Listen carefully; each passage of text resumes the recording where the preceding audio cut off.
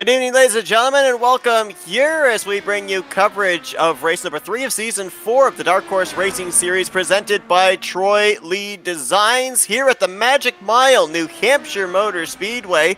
Now, normally when we're in the 4th season of a series, we usually are at a track we've been to previously on the schedule. We have stats, we have a little bit of notes that we're able to glean from previous races. Not the case. First time New Hampshire makes its way onto the schedule. Seth Cole alongside Scott Rankin. Now, Scott, you were able to take to the racetrack for a few laps here. What are some of the things these drivers are going to have to deal with here today in this 150-lapper? Well, first and foremost, it is a short track. Let's keep that in mind. The turns, they are tight. They're rather flat. There is just that touch of banking. Not a huge deal of banking. Now, in the qualifying setups, something that the drivers can do is they can get down to the second groove. That's going to provide the optimum qualifying line. I was just watching Robert Maleska III. Well, he's been a winner already so far in this season. He messed up his qualifying run. He didn't get the optimum qualifying run. What did he do wrong? Had a spin on his first qualifying lap. Reset the car, started again. What he was trying to do was just push the car down too low, too early. Qualifying setup, you can get to the second groove, the second dash lane on the track. Race up, you won't be able to get down there, and he just made a mistake. He messed up his momentum, and it wouldn't have been a good second lap, so he opted to reset, go again. Look, this track is tricky. Overtaking is gonna be a nightmare. The drivers, I was actually listening into them during the practice session and what they were talking about. They basically said it's gonna be so difficult to overtake. You add in the aero wash and the aero effects, and it's pretty much going to be null and void. You have to get that move done before you get to the corners, because the outside grooves are going to be able to hold a little bit more momentum. So, controlling, I mean, that's what these Indy cars are all about, right? Is controlling the aero weight to the car behind, taking away their ability to generate downforce, generate grip, generate speed. That's going to be what it's all about tonight. See a couple of drivers still sitting at the entrance to pit road. Kobe Moore in the 15. We're now looking at last week's winner from our race at Road America. That is Henry Bennett. And I mean, obviously for some of these drivers, they're going to wait till the very end to be able to put down their lap time. You saw a couple of names jump up to the top of the board there. Jim Brooks was up there by about 44 one-thousandths of a second over Maleska, but then Charles T jumped up to the top. Rick Ravon right now currently sits as the pole sitter for this race, but still some big names that have not gone out there and taken time just yet. You know, obviously, coming into this race, as we've said, there's a lot of unknowns for drivers and commentators alike. But as you said, with it being so difficult to pass, drivers are going to have to kind of adapt their racing style, I think, in order to be able to make sure that they're going to be able to make passes, because it almost seems like the old adage that you would have at a short track. You qualify well, you're going to run well, because you're going to be able to maintain track position. Yeah, but that adage, I mean, that really applies to stock cars more than anything. We talked at length last week about the differences between the stock cars and the differences between an Indy car. You know, lighter cars, the Indy cars, a lot more downforce, open wheels, meaning damage is much, much more risky because it's going to happen to a far more vital part of the car. Where you have more downforce, you have more downforce generating structures, they are so vital. The tiniest little nick to one of those structures is going to lose you a big chunk of your overall downforce, because it's, especially if it's at the front of the car, it's affecting the way that the air is flowing over the entirety of the car. So keep that in mind. These drivers ultimately, normally when I come to a track like this, first thought is always preservation, preservation, preservation. Get yourself to that last pit stop window in a reasonable spot. Again, reasonable, making sure that you are able to generate that assault on the leaders if you've got the pace. But at the same time, if you get to that last pit stop and you haven't got a clean car, what was the whole point of running this race? That is what the driver's target's going to be tonight. I expect cautions. And this series is relatively clean. This series is right up there in terms of Indy cars. The drivers are phenomenal. But it's the nature of this track. It's the nature of the cars. It's the nature of the overtaking, the driving style, everything that's required from the drivers. This is a high-intensity track. They don't get a lot of a break around here. From the laps that I was doing, I was starting to feel the wear in my arms. And I've only got a lower-end wheel. You know, so these guys with higher-end wheels are going to be struggling a hell of a lot more. Rick Ravon, who has started out the season with back-to-back top 10s, 6th in the season opener at Michigan, and 3rd place last week at Road America. He is going to be your pole sitter here tonight at New Hampshire. Alongside of him is going to be the 15 of Kobe Moore. Now, so far this season, we've seen Maleska go to victory lane at Michigan, Henry Bennett taking the checkers last week at Road America. What do you think the odds are with some of these names we see up here qualifying towards the front of us, going 3 for 3, and different drivers finding victory lane in the first 3 races of the season? Well, yeah, I mean, have a look at where they qualified. The highest of those 2 names is Henry Bennett in P6. P6. Remember how difficult I said it is going to be to make those overtakes tonight as well. That's not going to be easy. Maleska, remember how I said he stuffed up his first qualifying lap? And I said that would be crucial? Initially when he said his lap, it actually didn't look too bad. He was sitting at about 2nd, about 3rd, so I thought, oh yeah, the guy's still managed to generate some reasonable pace. As qualifying's gone on, he has popped out P9. Don't underestimate that. That's on the inside lane. Go ahead, Seth, sorry. No, you're good, I was just going to point out the fact, too, that's a lot of traffic to work with, and he kind of, in the head of Robert Maleska III after last week at Road America, was up there in the top 3 pretty much the entirety of that day, had those mistakes mid-race, and actually DNF'd from the event. He's going to obviously be driving frustrated here today, trying to defend his championship, and last thing you want to do is start this thing out with a whole bunch of traffic in front of you. Yeah, and a whole bunch of drivers that he's not used to running around. You got to remember, so far with his championship, we've had Michigan and we've had Road America, and at both of those races, he's been right up at the top the entire time. At Michigan, he had 4 drivers around him, I think, in that lead pack of 5, and I think he was running at the back of that the entire time. Not really racing any of these guys. The guys that are around him now know that he's quick, know that he is going to be looking to continue that championship dominance. Last week at Road America, he was running in the top 3, and he was running quite closely with them until he made that mistake. So he hasn't driven around a lot of the drivers that he's in and around at the moment. I'm looking at names like Bronson Stafford. I mean, Paulo Hernandez, he was right there with last time. Jimmy Drennan, I believe that's a new name to the series. Henry Bennett, he will know how to drive around. Charles Teed, I believe he'll know how to drive around. Kobe Moore's right there as well. So there's a lot of names here that he will know how to drive around. But just that difference in some of these driving styles is really going to implicate potentially how early this race goes. Plus, he's in the mid-pack. The ability for something to go wrong escalates the further back you are. Well, here we go. 150 miles, 150 laps await these drivers. The first time that the Dark Horse Racing Series goes green at New Hampshire. Yeah, just keep your eyes on where these guys are starting to pick up. You can see somebody already, I believe that's Charles Teed, trying to get down to the low line. It's just not going to work down there. You need to look after the tires. You're probably going to be running the high line. Think about momentum, the amount of load that's generated and put through these tires. You've got to be careful. You've got to look after them. You've got to try and get the car turned in. Heavy fuel loads. This race and this track is going to develop as these fuel loads burn off. That is going to be so crucial. It's something you don't generally see with IndyCar. There's something right there I think we're going to have to keep an eye on as well, is the ability to be able to avoid a driver when they have to lift out of the throttle on corner exit. We saw right there, Jimmy Drennan was looking to the inside of Bronson Stafford for 6th. Could not make the corner without getting out of the throttle, and Maleska the third had to jerk the wheel hard left to avoid running to the back of him. Yeah, and that's tires. That's exactly what I said about risk versus reward right now for Maleska. He has got to make sure that he's able to make passes, but at the same time, if it's too risky, like the driver that he's going to attempt to overtake, they're running their best race. They're right where they should be in terms of position. He's not. You know, he's got championship implications. He's running right up the front. Bronson Stafford, remember as well, had a phenomenal race at Michigan due to the fuel run. So he is right up there in championship implications, although it's not on outright speed. So keep that in the back of your mind as well. And definitely you would think that a strategy race would play into his wheelhouse with what we've seen him be able to do in the first 2 races. Only 4 points behind Henry Bennett for the current championship points lead, as some exchanging up here for the second position. Rick Ravon is gone. He's opened up over a second. Back to Kobe Moore and Matt Wagner, who have exchanged the second position about 2 or 3 times here in the last 2 laps.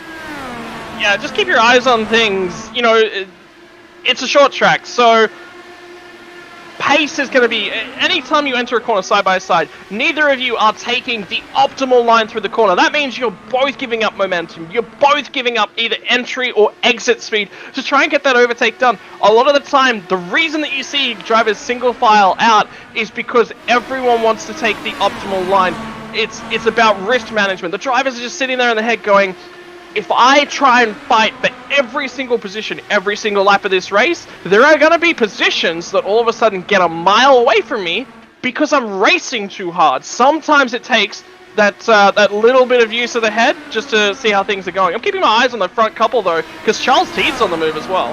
He is. He's going to get around Kobe Moore for the third position. Now Henry Bennett looks to the inside of the 15, who is way wide there through 3 and 4, and you know, obviously we're talking about tires. Another thing that drivers were kind of wondering about was would they be dealing with the aero push? And you kind of combine those two things together. That's going to, as this run goes on, make it much more difficult for these drivers to turn off the corner. And we know just how sensitive these cars are with the open wheel style. Obviously the suspension's more susceptible. Oh, we got a spinner! Jimmy Drennan there off of turn 4. Caution's going to come out as he nosed it into the inside wall in the front straightaway. Fortunately, nobody else hit him. That's lucky for everybody else. Jimmy Drennan was another name that I was just sort of keeping my eyes on. He got all the way down there on the low line, tried to flick it back a couple times. So something, remember back, I'm not sure if I mentioned it yet, I mentioned it before we actually went live. If you get down to that first groove, which is exactly where Jimmy Drennan was running there's a little bit of anti-banking, if you will. So it's banking that goes in the opposite direction. So you can't actually run in that first groove. You come down to the second groove, really nice spot to run it around the track. But if you come down to that first groove, it's going to tilt the car in the other direction. The car doesn't want to turn when that sort of happens. It's called off-camber in terms of road courses, but ovals, it's a little bit different, so inventing my own terms here. And you know, we saw that there too. I mean, you see right there, he's trying to save the race car, feels it's out of trouble, or feels that it's in trouble rather, and you saw how the car just kind of jerked to the right for a brief moment. I think that's exactly what you were talking about there, him hitting that section of the course, and it turned his car the direction it did not want to go. Again, though, very fortunate that it took place with him down the lower portion of the racetrack. He only was the one that spun down to the inside wall, and fortunately New Hampshire has somewhat spacious straightaways, so as long as that car stays out of harm's way, very unlikely that other drivers are going to get gathered up. So very lucky we got away with a single car incident there. Really interesting decisions. Have a look at what's happened in terms of our pit lane strategy as well. We've got about half the field, more than half the field, I think, coming down pit lane at this point in time. Robert Maleska is one of the takers, actually. So it's pretty much everyone out in front of Maleska. Actually, I'm looking at Stafford. So it's Polo Hernandez up, didn't stop. There's one car just in behind Polo Hernandez, which is Jim Herrick. So Jim Herrick has taken the opportunity to grab a whole bunch of track position. These drivers... Remember, short track style strategy. So track position is king. However, someone from Bronson Stafford, they're sacrificing... He says, I'm not going to be able to win this one in terms of outright pace again. But he's aware of that. You don't have to be the fastest driver on track sometimes to win the race. You need to have the fuel strategy. He's got the fuel strategy in mind. He's pit, grabbed fuel, grabbed a little bit of extra tires. He might be in a really good spot when we go green again. They'll be restarting back in the 8th position, as 7 drivers did not come to pit lane here under this caution. Some of the other notable names that came to pit lane: Jim Brooks, Nick DeGroot, the Season 2 champion, was on pit road as well. Jimmy Drynan did come down pit lane. He is scored 1 lap down, and he is a fast repair already in the hole. So he cannot afford to cause any more damage to that machine, or that's pretty much his race over with. Everybody else still has their fast repair. Now, these drivers only did about 10 laps there on that green flag run, but we know how abrasive this track is on those tires. With Bronson Stafford back there getting those fresh tires, we talked about at the top of the program, a lot of drivers commenting on the inability to be able to make passes, be able to set up and generate a run, to be able to make a move for positions. Does these 10-lap fresher tires kind of now give that option to guys like Stafford, Maleska, Brooks on back? Yeah, so let's delve into some of the statistics. I believe we're actually probably going to be going green this time by. Yeah, there it is. So I was out there for about 5 laps. Front right was burned 4%. So you're burning roughly, just a little bit under 1% a lap. That's a lot of wear for an IndyCar. But then again, these tires last a fair bit longer. They're not a stock car tire whereby the heat degrades the tire's performance as well. They're not as big a tire, so therefore, the ability of the tires to just sort of fall off is bigger because there's a much larger contact patch in terms of the tires. So yes and no, but they're going to be better off. Bronson Stafford will have a view on the long strategy. Robert Maleska's done it because from the position that he's in. Yeah, that was a close one.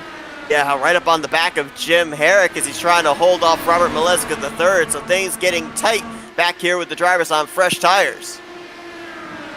Jim Herrick, you got to remember, Jim Herrick is out of sequence. This is a driver that was running towards down 15th or so area before, opted to not take the pit stop just purely because he gains a ton of track position. That means it's risk factor for him. It's risk factor he's got to manage.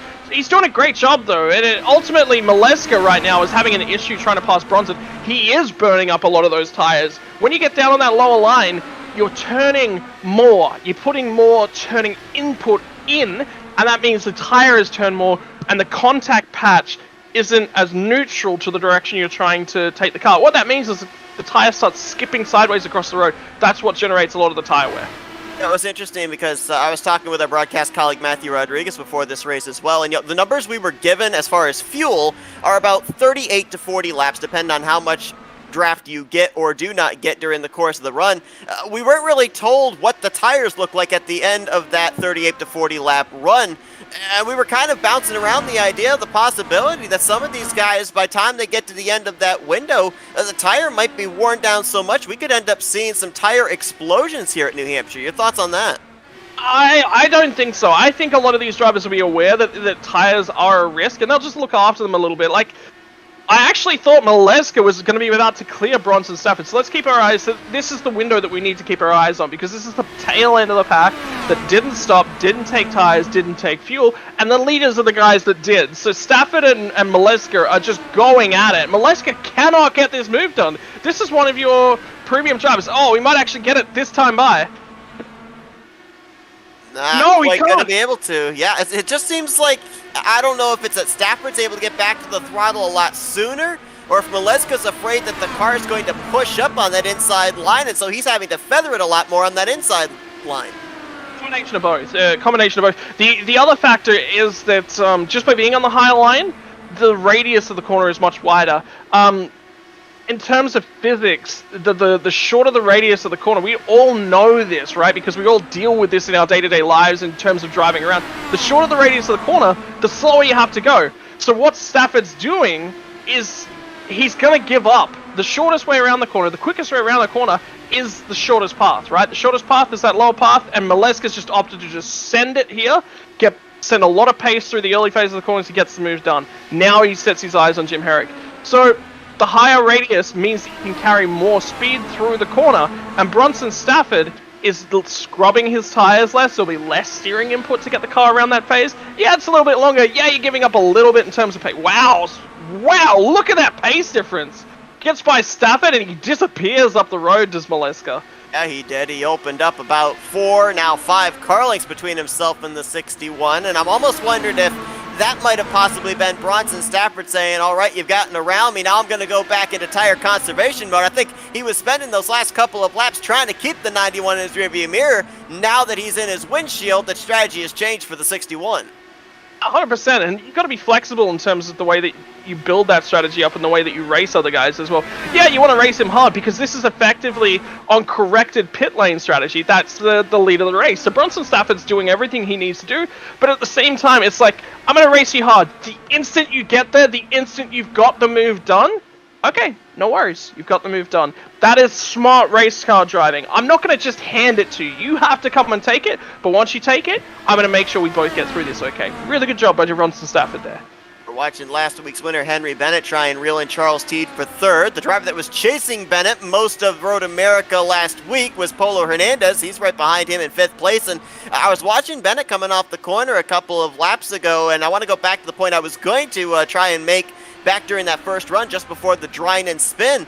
With the combination of the aero push these drivers might be experiencing, as well as the fact that obviously that right front is taking a beating. We've got over 110 degrees track heat out here for these drivers here today. It's going to, the longer the run goes on, be more difficult for these drivers to turn off the corner, especially off of turn 4. And even Henry Bennett was really close there to almost brushing the wall off of 4 a couple of laps ago. With the fact that these open wheel cars have the suspension exposed, just how much would a scrape or a hit into that outside wall affect this car for the remainder of the run? I mean, would it be an immediate have to dive onto pit road? They can, if it's a direct side-to-side contact with the wall. No, not necessarily, but any other style of contact, yes. Yes, it is going to have to be. The problem with the suspension exposed, the tires have camber, right? Camber is the tire leaning in towards the center of the car. Then you've got toe, which is longitudinally, so front to back. The tire's either pointed towards the front of the car or pointed towards the rear of the car, right? The leading or the tailing edge of the tire. So that's toe. And you've got caster. There was a really good description of caster, and I've completely and utterly forgotten it now. Actually, it's the angle of the steering rack towards the... That's basically the suspension settings. Then you have how stiff the suspension is, how much pressure it's forcing the car down into the road with, which generates more contact patch. The stiffer the suspension, the more of that tire is being forced into the road, but the less ability the car has to react to bumps. Softer suspension rides bumps better, but generates less mechanical grip because it's forcing less of the car in. So there's all of those factors going on. Any contact with any pieces of that means that that section of the car is not doing its job properly. NASCAR's stock cars, they've got a shell over the outside, a protective shell. They take a scrape towards the wall, that aero pocket sort of gets a little bit of effect, but they're okay. They're generally fine. You can keep driving them away without a big impact, so... All 19 drivers that took the green flag to start this race still running. 18 of them on the lead lap. Jimmy Drynan currently 1 lap down as Kobe Moore looks to hold off Jim Herrick for the 7th position. We looked just moments ago at your race leader. 1.2 seconds back to Matt Wagner is Rick Ravon. And, you know, last week, Henry Bennett headed into that second race 10th in the point standings. After the win, he jumped up 9 spots in the standings to the points lead. right now, with Rick Ravon running where he is, he's only 14 points out of the points lead. If he's able to close out the deal, I know there's still a long ways to go, so really can't speculate. But let's say that he does close this out with the win. We could be looking at our third points leader in as many races. Yeah, exciting prospect. I mean, we look back at last season and just the whole sort of deal with Robert Maleska. He basically just ran away with the championship. There was no one really else in the picture for the bulk of it because he just won so many races. Is it the drivers have changed? No, if you actually have a look through the drivers roster, a lot of these drivers were actually there last season. I just think it's the track layout, and a lot of these drivers have gone away during the off-season going, hey, Maleska's won this thing. We are going to put more time, more effort in. We want to take the challenge to him. We want to dethrone him. Because that was embarrassing. We don't want that happening again. And look at this. I mean, this is such a big response from the drivers. This is phenomenal.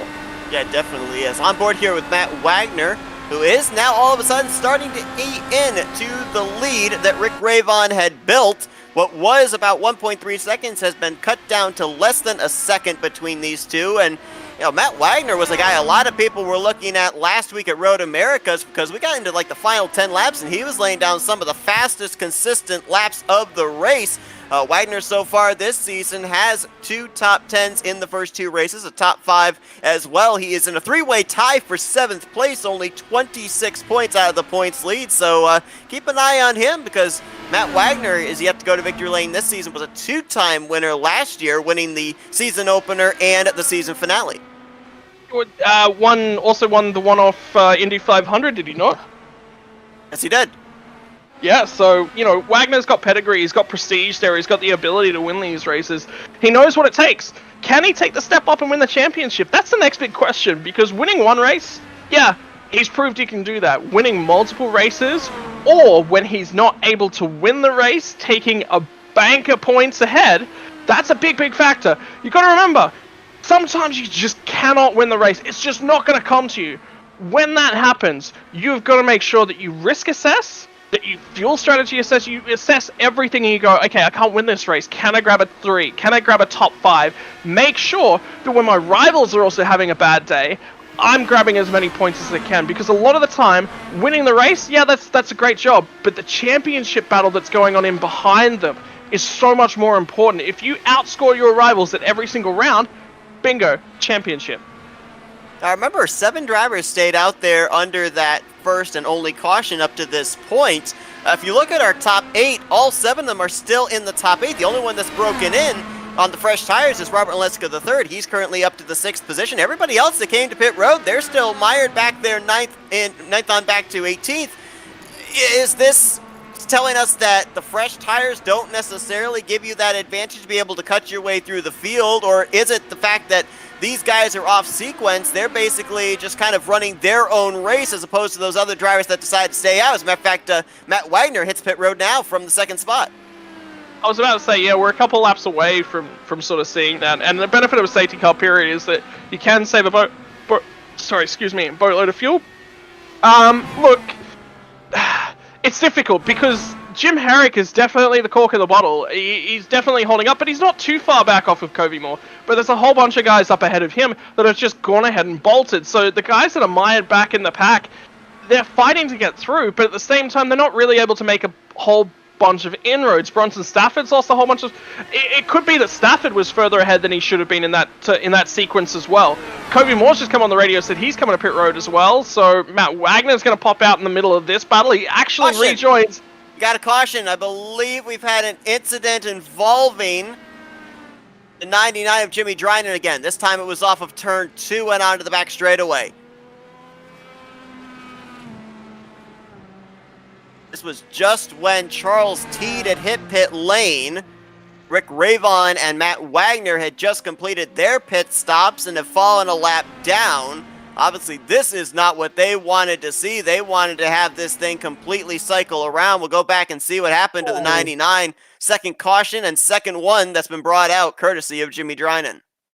Well, that's contact actually with Bronson Stafford. That is... I don't know, remember when I was talking about side-to-side contact? Well, there's your side-to-side contact. It's so light, though, I don't think either of them are going to have massive damage. And it's kind of surprising there that I'm not really sure what happened with Dryden after the initial contact, because they both kept it going, facing the correct direction, and all of a sudden off of 2, that thing just snapped. So he's gotten unsettled, whether or not there is a slight amount of damage to Dryden's side pod, and that's creating an aero wake, which is on the loaded side of the car. He can't get the rear to stabilize itself immediately afterwards. The other thing is, Stafford's created a hole in the air right at that point, which means he's got less ability to keep the car, under his control. So. You see right there, he did have the car counter-steered, trying to save it. The back end just stepping out on him. So the second caution comes out here on lap 42. And I'm not exactly certain what the situation is going to be for drivers like Rick Ravon and Matt Wagner, who were running first and second just before that caution came out and just before they hit pit lane. I mean, are these guys... Well, I'm not sure if they're going to be able to get a wave around here. I don't know what the situation is going to be for them. Because the whole field at this point is at the back end of their fuel strategy, so everyone needs to come in and grab fuel. So the guys that have pitted will come out, and then they'll be at the lead. They'll be directly behind the pace car, so they will get the wave around. Additionally, Lucky Dog rule has been enabled, which is not an IndyCar rule, it's an NASCAR rule. So Matt Wagner did pick up the Lucky Dog there, so he gets the option to take another free pit here, whereas the other guys that did pit around him don't get that opportunity. I mean, if you're in Matt Wagner's shoes, you're already going to be at the tail end of the field. I'd probably just come down pit road and take that extra stop. Yeah, top off the fuel tank there, because be starting shotgun on the field regardless of whether you come down or not. Rick Ravon right now being scored on the lead lap as he is ahead of race leader Henry Bennett, and behind the pace car. We'll see he'll probably go around, get his lap back when the lights go out atop the pace car, indicating 1 lap to green. So our top 5 changed up quite a bit from what we had just before that caution waved. Henry Bennett, the race leader, Polo Hernandez in second, so they're first and second once again. Oleska there in the third position, so that's basically your top 3 from the first half of last week's race at Road America. You've got it here again 1 week later at New Hampshire with Covey Moore and Jim Herrick completing the top 5 here for this upcoming restart. What a strategy play this is from Robert Maleska. He's played himself into things in terms of fuel strategy. He's played himself. You remember how I said, coming down early, he was mired back in traffic, so he needed to create an overlap somehow. Now, because he saved that extra fuel, he's run that extra distance, he's had guys pit from in front of him who are now going to be right at the tail end of the field and have to fight their way through. All of a sudden, the road ahead of him has just opened himself up, and he now pops out. He's going to be P3 on this restart. That's a huge strategy play. That's some heads-up pit lane strategy from Robert Maleska.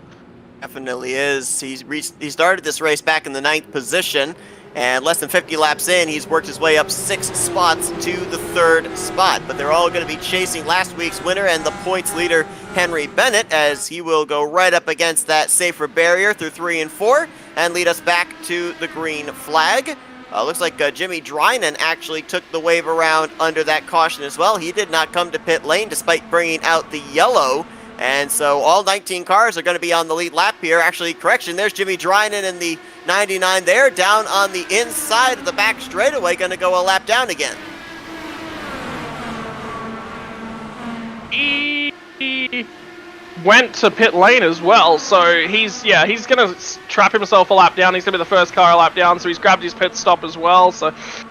Tough night for Jimmy Dryden. He got himself into a reasonable position in terms of the field that last green flag run, and then, contact with Bronson Stafford, it happens sometimes. Sometimes the race just isn't in your favor. We're in an interesting phase of the race, though, here, Seth, because all of a sudden we got Bennett, Hernandez, and Maleska battling it out for the lead, and this is the highest Maleska's been. He's definitely got the pace. He's definitely been one of the few cars that's been able to overtake. Now... can he do it against guys that are running at the head of the field? That's going to be an interesting prospect entirely. Yeah, all 3 of these drivers, your top 3, started this race from outside of the top 5. Bennett, the highest starter, in 6th. Hernandez from 10th, and Maleska from 9th. So they have picked up anywhere from 5 to 8 spots since the drop of the green flag, been able to work their way up here to the front of the field. Now, we know for certain that these guys are going to have to be on pit lane at least 2 more times before the conclusion of this race. one thing we were given before this race took place is some of these guys, they've got a target lap in mind. If they can make it to lap 113, it would then be their final pit stop of the day. Still a long ways to go, but I guarantee you the strategizing on what to do before you get to lap 113, that's already in the works for a number of these guys. Yeah, and it's about playing yourself backwards in terms of pit lane strategy. You don't start the race and go, well, I can get 40 laps from here and I can get 40 laps from there. It gets me to 80. Then another 40 lap gets me to 120. No, you actually start at 150 and you work your way backwards. And IndyCar, obviously not green white checkers, so you don't have to play that scenario out in your head. So you go 50, 150, all right, 110, 70, 30. So long as I can find a pit window in there that shifts me beyond those lap numbers, that's what I'm targeting. And with a caution right here, that's exactly what it's done. That 10 lap run at the start that we had, 11 laps before the drivers come down pit road, that's perfect. That plays slightly further into the pit lane strategy. That opens up a few more options. Now at 44, neutralizes that pit lane strategy once again. These guys come back down pit road, they get that top off, gets them through to lap 84-ish. All of a sudden, now they've got flexibility in terms of when their last stop is. Well, let's go trying to get the second position here from Polar Hernandez. We saw him kind of doggedly on the inside line trying to pick up a spot from Bronson Stafford earlier on in this race, and again trying to run a groove lower than what looks like the preferred line for these guys into the corner to try and get up to the runner-up position. I want to touch again just a little bit, embellish a little bit more on what you were just talking there about with the whole working the race backwards. I mean, you know, there's a lot of series, a lot of leagues where drivers will have spotters that are keeping track of not only them on the racetrack, but they'll also work the calculators and do that strategic, that strategic part of the race for the driver. That way it allows the driver to just keep his car clean and be out there race and whatnot. So driving. Yeah, so how difficult is it as a driver, if you don't have the luxury of a spotter, to not only make sure that you handle your duties as a race car driver, but also be your own crew chief and have to work the numbers, all the while trying to keep yourself up there and maintain your track position? So in that sort of a situation, yellow flag's actually going to come out. Out of caution, that's Jeff Heisong in the 18 on the front stretch. So this is really interesting because we've been green for, remember the first run was 11 laps, we've been green for about the same period again. You know the other interesting factor about coming down pit road here? It's lap 57. By the time they get to the pit road, it'll be lap 58. That gets us to 98. All of a sudden, there's only 10 laps you're going to find in terms of fuel. Can you save that distance over about 100 laps? I think you can. Yeah, so getting back to the spotter, it's not necessarily a spotter in these terms. The drivers will have automated spotters. The whole role of a spotter, car inside, car one back has a huge run on you. So the manual spotters, the teammates of these guys, effectively, their crew, will still be telling guys, hey, the car behind you's got to run, hey, he's probably going to look to the inside here. But the drivers are generally quite efficient at managing that on their own. No way, Bennett doesn't take here? Bennett doesn't take a stop? Everyone else behind him is going to take one? I think Bennett has made a mistake here. A couple of other drivers are going to stay out with him. Nick DeGroot, Mike Telly are amongst those. And as we look there at the onboard, that was with our pole sitter, Rick Ravon, who made the contact with Jeff Heisong off of turn 4. Of course, Rick was back in traffic after he had to take the wave around under the last caution, that untimely yellow, trapping him a lap down after he'd made a green flag pit stop. Such is life. Anyway, back to the conversation about pit strategy and spotters. So, yeah, look, a lot of that still is going to be automated. The benefit of having guys running the numbers alongside of you means that, A, you can just focus on exactly what you're doing. B, you can have somebody that says, hey, I need you to burn this much fuel for this long, and then you're going to pit on this exact lap. That's really good. You can just follow instructions as a driver. That's what the drivers do in real life. They're told, you need to run this lap pace, you need to run it for this many laps, and doing it, you need to burn this amount of fuel. If you can't do any one of those three, you tell me, and we'll adjust the strategy. right? The drivers are there to drive. That's how it works in real life. They drive, they don't do the strategy. I mean, Fernando Alonso is a different kettle of fish. He makes up his own strategy on the fly, and generally makes a strategy for the rest of the team whilst he's at it as well. But when you're doing that as a driver, when you're planning all the strategy and running all the numbers like that, yeah, sometimes what will happen is when you're on a straight line, you'll just jink a little bit either side because you're looking at numbers on your second monitor, because you're trying to get fuel readouts, because you're trying to do up the math to get targets. The math you can do all on your head. You have to be a mathematician to be a successful car driver on your own without a crew.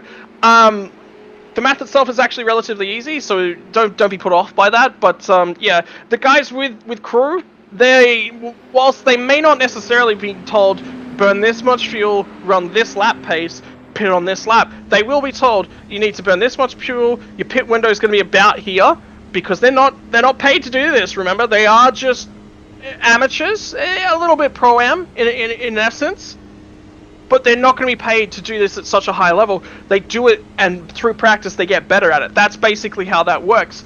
So they do the best job that they can. At the end of the day, having somebody else alongside of you that can help you manipulate the race, that can help you keep track of what other drivers are doing, it's always a benefit. Well, we had ourselves a total of 7 drivers stay out under this caution flag. Henry Bennett, Nick DeGroot, Mike Tellier going to be the top 3 when we go back green. Gary Corley lines up 4th. Rick Ravon and Matt Wagner, they stayed out. They'll line up 5th and 6th. And Charles Teed will line up in the 7th position. The first car off pit road that came to pit lane under this yellow, Polo Hernandez, will restart back in 8th, followed by Robert Molesky III and Jim Herrick. Spicy. So, think about it. 7 seems to be the number that we're getting tonight. 7 seems to be the number of cars that are staying out.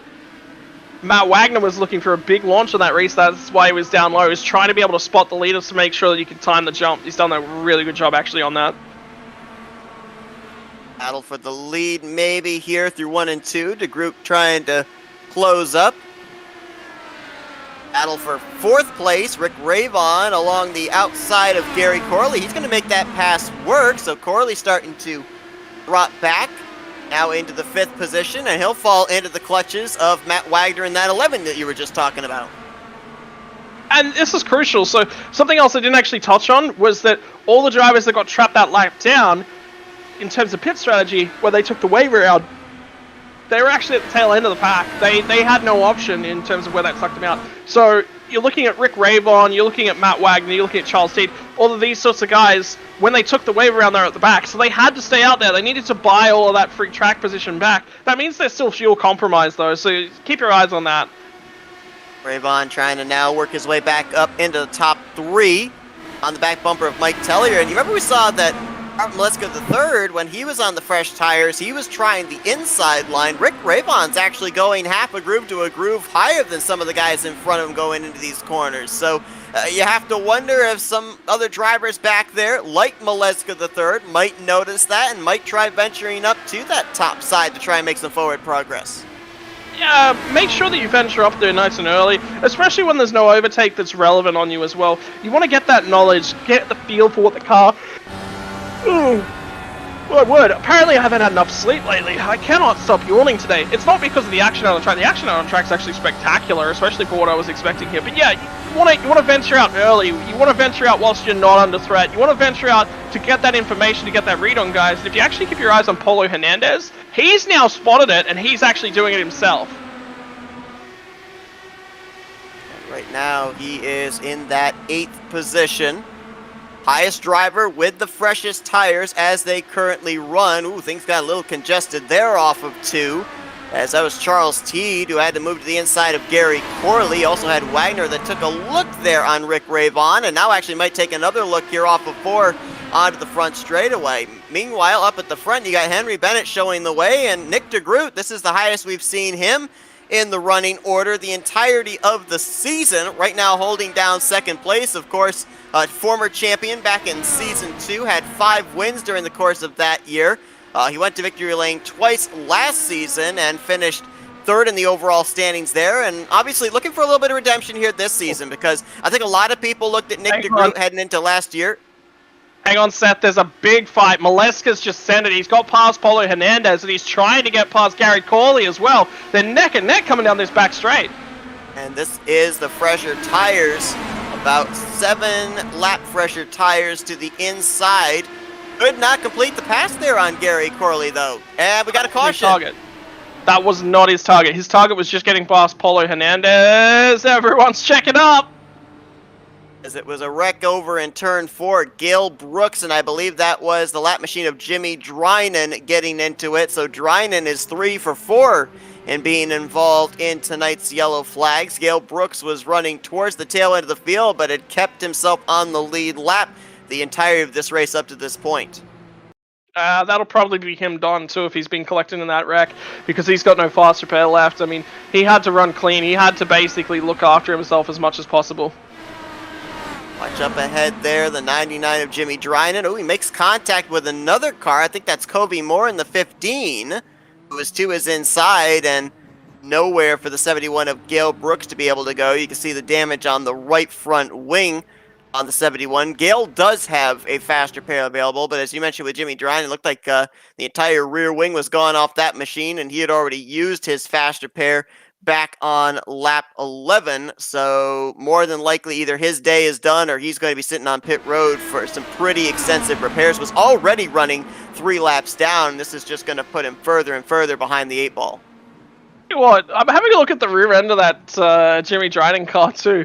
That looks interesting without a rear wing structure. It almost looks like it works. Kind of reminds me of those old slot cars. Yeah, I was about to say something along that sort of, we've got Formula Fords out here, which is very similar to the Formula Vs that iRacing has just added with a fair bit more power. And it reminds me quite a lot of those, except for, you know, it still has a lot of wing and bodywork structure, side pods, the whole deal. So, but anyway, look, it's interesting. It's great to know. I'd say that's pretty much going to be Drynan's night done, unfortunately for him. Mike Tellier has had a phenomenal race so far. All of a sudden, he's running such a long way up here. He's doing a phenomenal job, and all of a sudden, he's played himself into contention. He hasn't taken a pit stop here. He's the only car not to have taken a pit stop here. And when you look at where everyone else is, actually, no, there's a fair few cars actually just in behind him. In fact, most of the field that didn't take stops that last bar have come in, and a lot of the cars that did take stops have not come down once again. Maleska's looking for track position. He doesn't want to get mired in traffic. He wants to see if he can get past Mike Tellier on the restart and then disappear up the road. That's his goal. So, yeah, for Mike Tellier, he has not been to pit road in the last 2 cautions. Drivers Maleska back to Jeff Highsong, second back to 7th. Those guys were last on pit road back on lap 49. So they've already got slightly fresher tires than the 97. I got to wonder about the strategy here from Mike Tellier as well. I mean, is he maybe trying to save an extra set of tires in case we get a late race restart, give himself that little bit of an edge over the rest of the field? Because as we've seen on these last couple of restarts, with drivers off sequence by anywhere from 7 to 9 laps as far as their tires to the competition around them, it hasn't made that much difference. no, and I mean, the biggest issue is being fuel mileage, and the way that these cars work as well with their pit stops, you take tires whenever you come down for a fuel stop, because the fuel stops are, in essence, very similar to the length of the tire stop, and you do both at the same time, whereas a lot of the GT-style cars, you know, they separate their styles of pit stops. That's a safety thing, obviously not an issue. And American-style racing, safety in the pit lane's not a major issue, if we're going to be perfectly honest. It's just something that you deal with in America in oval-style racing. So, look, there's an interesting opportunity here for Mike Tellier. He hasn't had tire fall off. The guys around him haven't had tire fall off. He's been in traffic, and I have a feeling that Tellier's been looking after those tires as well. He hasn't been pushing the car anywhere near as hard. So, tire fall off? Yeah, it's there, but I think the fuel mileage is just too short for the tire fall-off to be a thing. That's what I'm getting. I mean, there could be some guys who are struggling, especially if they're being forced to make overtakes. Robert Maleska's the guy that I'm most concerned about, but I think he's actually good. He's got the skill to look after those tires to the degree he needs to. Getting ready for our 4th restart of the day. Tellier back up through the gears, opens up a little bit of distance between himself and Maleska the third. It's going to be about 2.5, 3 car lengths he'll have in hand going into turn 1. Maleska going to run about a half groove, almost a full groove higher, try and get a run down this back straightaway. And so far, 4 cautions here tonight. In those 4 cautions, 2 of them have been solo car spins. The other 2 have been only really 2 car incidents, so kind of minute incidents here so far in this race, but now we're into the second half of this race. So does that change? Do we continue to see these somewhat small cautions, or do we start to see the cautions and the damage level ramp up even more, getting close to the checkered flag? Well, you got to remember that most of the cautions have been with Drynan as well, so he's now effectively been null and voided from the race, so it's been relatively clean. The drivers are creating about as much space for each other as they possibly can. Everyone's sort of cognizant that it's difficult. You know, everyone's struggling. Nobody's forcing the issue. And the standard and the respect that's being shown is extremely high levels. So, you know, I'm not too... Oh, we got a spinner! Oh. That's Bronson Stafford, who was in the middle of an almost 3-wide situation there in 3 and 4. Brooks spins it around as he was trying to avoid the 61 off of turn 4 as well. I don't think Brooks hit anything, but a lot of damage sustained on Bronson Stafford, second in the points.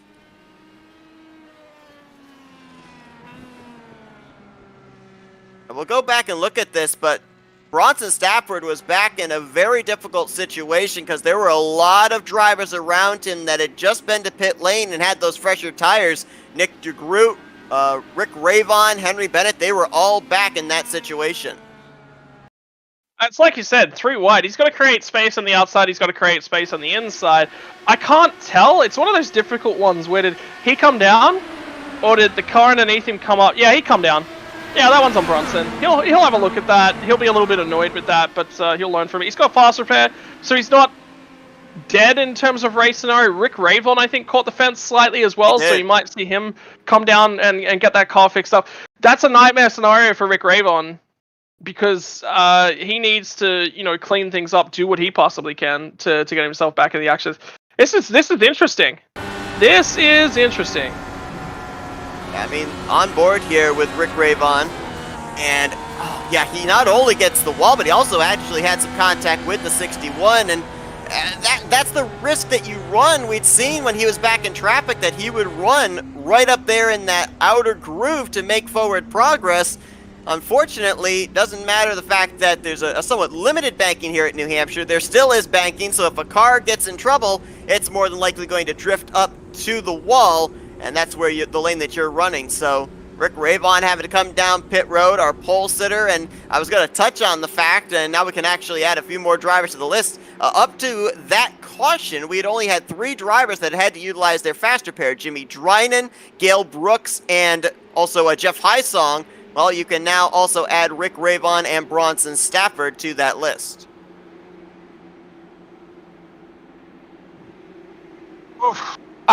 Yeah, look, I mean, Bronson Stafford's now playing himself into contention potentially as well. There's a few things that are playing themselves out for. I'm just going to point out that I'm currently getting a little bit of flack for my call on that. Look, it's difficult. Let's analyze the scenario from all 3 drivers' sort of perspectives on that caution. You've got, I believe it was Jeff Highsong on the bottom side. That's he's attempting to make an overtake. He's trying to send that car nice and deep. He just about holds his line. Like it's difficult because the natural line here is to start high and then dip low. Right? That's what you really, really want to be doing in all of the corners here to maximize your line. But you don't want to be dipping all the way down. And then if you get all the way down, you're losing so much momentum that the car naturally wants to drift itself back up. It's a difficult scenario. Bronson had to create space for the car that was on the outside on the entry. He's done so. He's tried to then get back to the power, and he's cut down a little bit. I mean, it's a difficult. It's like Stafford, if you're going to put it... I mean, I didn't really necessarily have a direct look at what Highsong did in that one. But from my mind, he actually stayed directly within his groove markings. See, this is what do you analyze it as a driver? That's the perspective that I'm taking from it. As a driver, if I was in Bronson Stafford's shoes, I'd have a look at that and go, look, I mean, it's difficult. He's held his groove markings, so therefore I kind of can't blame him for that one. That one's more on me. But then again, you put it on the car. It's just a 3-wide situation. It's tough. Management of it is incredibly tough as well. Well, very few drivers came down pit road under this caution. Polo Hernandez, Jim Brooks, of course Rick Rayvon, Bronson Stafford to get some damage repair done to their machines. Gail Brooks as well down pit lane. So only 6 drivers in total elected to come down pit road under this caution period, which is now over. Took about 80 laps, but Robert Maleska III is going to lead us back to green. First time that he enjoys the clean air out front here at New Hampshire. Yeah, really good opportunity for him here as well. We've seen that he's had the pace, the ability to overtake within traffic, but like, whether or not he can show that now that he's got a fresh sort of fresh air in front of him, fresh air is definitely where you want him to be all night long. And here's a guy I would keep an eye on, Nick DeGroot, because back during that rather short run, he was actually making a lot of forward progress with his fresher tires on the outside line.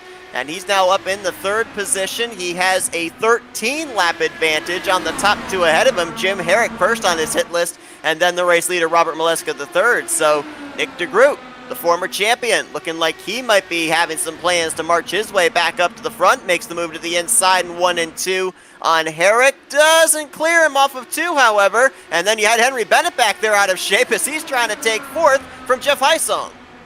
Yeah, that's it. You know, there's racing right up and down the field now. We're starting to get closer and closer to the race actually resolving itself. DeGroot's gotten up to the high line. He's managed to get clear of Herrick, and Herrick's going to have to make the overtake on the underside if he wants to get by him, and he doesn't. So that means Nick DeGroot gets his place, and now by running that lower line, Herrick has made himself extremely weak in terms of momentum, and Bennett shows the nose. Yeah, I'm going to be honest with you. I mean, a couple of the incidents we've had, the last couple of cautions, have been a driver on the inside line trying to make a pass, and then the contact initiated between both cars in said battle. We've really seen a lot of the forward progress with guys like Rick Rayvon, Nick DeGroot just there, Maleska III. It's actually been on the outer portion of the racetrack. So it kind of seems to me if it comes down between 2, 3, 4 drivers at the end of this race to win, it's going to be whoever's able to get themselves up to that high line and whoever's able to get that good momentum off the corner, because I'm getting the feeling that inside line's just not going to work if you're going to try and make a pass for the win. Yeah, if it's last lap and you're trying to make that dive for the win and you need to go somewhere, I'd be banking on that high line. And I'm pretty sure that most of these guys would be aware of that now. They need to make the pass on the high side. The low line works, but the low line only works when you haven't got somebody on the outside of you. The reason for that is as you get back on the gas, you can run the car all the way back up to the wall. If you've got somebody on the outside, you can't get back to the throttle as quickly and as aggressively because you don't have the ability to run the car as high. There's another car there. You can't just drive through that guy. That's just never going to work. Get back here around the 7th position. That's where Gary Corley actually is going to get the wall there off of 4. And we got caution. It's Polo Hernandez. Last week's runner-up, he was flipping on the front straightaway there. He's towed. He's immediately back in the pits. I wonder if he hasn't gone over the barriers. That is brutal. Absolutely brutal. After his 2nd place finish last week at Road America, came into this race 22 points out of the points lead, 5th in the overall standings. And remember, he was one of the few drivers that elected to come to pit road under this last caution, so he was way back in traffic. We'll go back and see what happened. That's Jim Brooks in the 51 behind him. Just ahead is the Kobe Moore, number 15. And it looks like it's going to be Brooks that gets him right there. And wow, as soon as that front wing, the front nose hit the inside wall, it's almost like it grabbed it and wouldn't let it go. Yeah, unfortunate for him. That's made heavy contact with the inside barrier. It's kind of impaled itself melded itself with the wall a little bit. It's disappointing. That's really, really disappointing because Polo Hernandez has a strong race going. Yeah, it was a little bit out of sequence in terms of pit stops, but that's also what happens. You know, when you're pushing that hard, when you're trying to make the overtakes, eventually something's going to give like that. It was the car in front of him. I believe it was the 51. I think he called it correctly. No, it wasn't Jim Brooks. It was Kobe Moore. Moore tries to get on the power. His car just slightly steps out. He's done a great job of not losing a lot of momentum and gathering the car back up and getting it back in line. He's lost enough momentum that Polo Hernandez has to get out of the throttle, and the car that's underneath Hernandez, which I believe he called correctly was Brooks, didn't have a choice. He was already there. He wasn't cognizant of what was happening on the outside lane. It's very tough to be from the position that he was in as well, and he just can't get the car back under control. That's disappointing for both drivers. Well, back-to-back cautions here. We're only a few drivers towards the tail end of the field that like to come down pit road. So this says to me that if you're Maleska the Third, DeGroot, Jim Herrick, Henry Bennett, Matt Wagner, you're not giving up that track position until you get around that target lap where you can make your final pit stop of the day. Yeah, well, you got to remember, from the situation that we're in, there is only one stop to go. No matter what strategy you're on, there is one stop to go. The other thing is, with these cautions now starting to happen back to back to back, you want to leave it as late as possible to come down pit road. What's the reason for doing that? Well, okay, all right. There's two ways to go. Once you hit that target lap number, you can come down, but the issue is you mire yourself back in traffic, and that risk factor comes up. It comes up, it comes up, it comes up, right? Now, if you go down pit lane on the green, you're a lap down, there's nothing you can do, right? You're kind of screwed effectively. So these drivers are not looking to come down pit lane on the green. They're going to run as long as they possibly can whilst the green flag is in the air, because they just don't want to risk it. And there's a couple of drivers who have already been caught by that. In terms of caution pit scenario, well, once we hit that lap marker, I'm coming down. But when I do so, I am coming down with the onus on me to be extremely careful. Now, remember what I said back at the start of the race? Get yourself to that last pit window with a clean car. That now gets thrown out the window because of the caution scenario that's starting to play itself out. Cautions, precautions, the reason why? More cars closer together on track, more car interactions, it gets a little bit crazy that way. So, why do I want to come down as early as possible? I want to put myself in a position where all the other cars ahead of me now have to pit. That hands me track position in the latter half of the race. I give up track position earlier to generate track position later. That relies on there being more cautions. We will definitely see if there will be more yellow flags in the future of this race. We're working our 6th caution of the night here at New Hampshire. And again, we talked about this top of the program, and it kind of bears reiterating. It's the first time that the Dark Horse Racing Series has taken to New Hampshire with their Indy cars. And so obviously a lot of unknowns for these guys coming into this race. Not a whole lot of track time in the past for these guys in this series, since these are the first laps they've actually turned at the Magic Mile under the Dark Horse banner. So up to this point, still only 6 cautions with a track with a whole bunch of unknowns. These guys have done a pretty good job of keeping it, for the most part, under the green flag with some good long green flag runs, and certainly looking like, as you just alluded to there, that we are in for a race that might end with some pretty interesting pit strategy. Yeah, it's just about getting your head switched on. The drivers have got a lot of opportunity to cool down about now. Cautions are extremely boring from a driver's perspective. You're trying to save as much fuel as you possibly can. That's about the only crucial factor.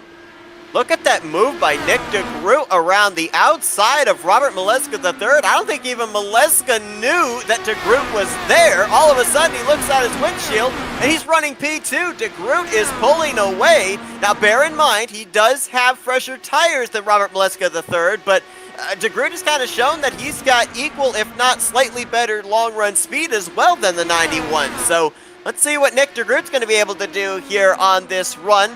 Obviously, these drivers shooting for around that target lap, somewhere between lap 113 to 115. They should be able to make it the rest of the way on fuel.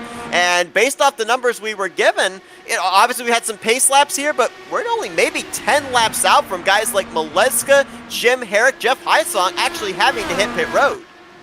Yeah, because when did they last pit? Lap 59, lap 60?